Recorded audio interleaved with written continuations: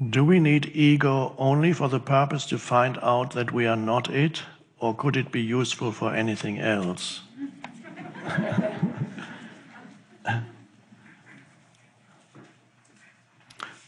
Ego is a necessary stage to go through, because there is a pre-egoic stage for humans, there was, where they live in relative happiness compared to the egoic state, in a simple oneness with nature, with each other in tribal communities.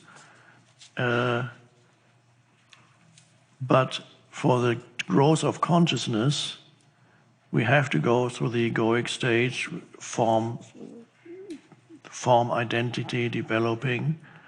The ego is not to be totally, the ego has its purpose.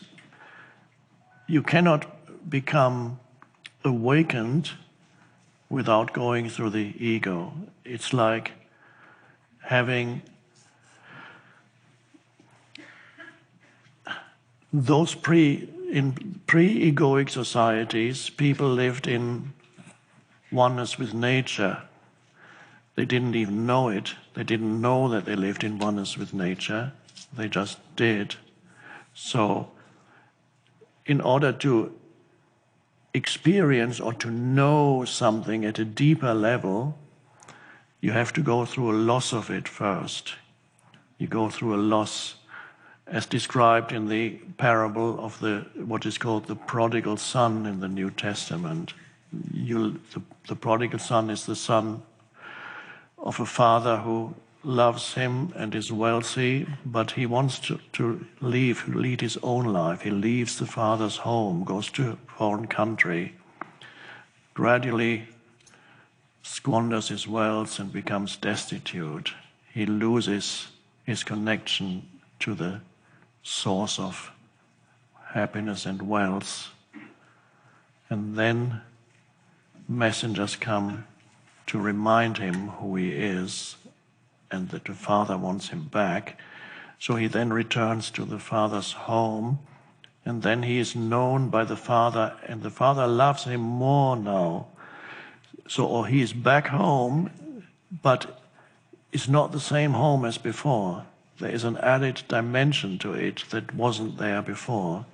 So we are all prodigal sons. We have to lose our sense of oneness in order to regain it at a deeper, more conscious level, our connectedness to the source. Before, it was an unconscious connectedness, which just resulted in relatively unproblematic life, simple, unproblematic life.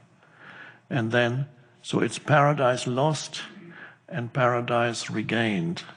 When paradise is regained, it is regained at a much deeper level than before.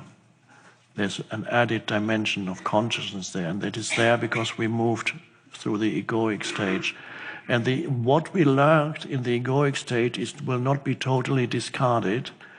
The form identity remains. Our next stage is in the evolution of humanities. Once humans are rooted in being, the next stage is conscious creation, where humans can manifest without having to go through the laborious processes that at the moment we still have to go through.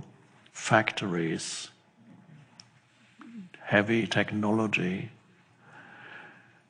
For the future of humanity, I don't necessarily see an ever-increasing technology.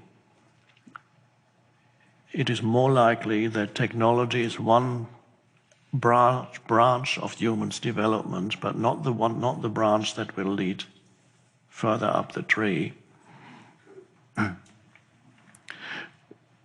The ability to manifest through consciousness you already have it to some extent. There are things that you can manifest in your life, especially if you are rooted in the consciousness, so it's not the ego that wants to manifest, but the consciousness can use you as a vehicle for what it wants to manifest consciously in this world.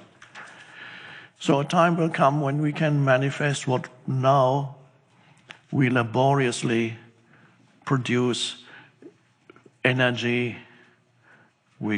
It's absurd how we use, where we seek energy in fossil fuels and so on. Ultimately, obviously, the next step is there are two inexhaustible sources of energy. One is outer and one is inner.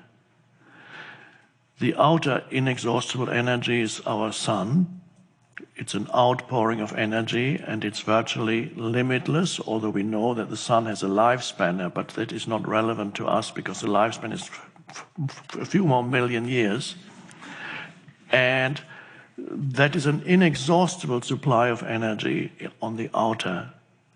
And then even the sun is only an external expression of the inexhaustible energy that is the source of all life.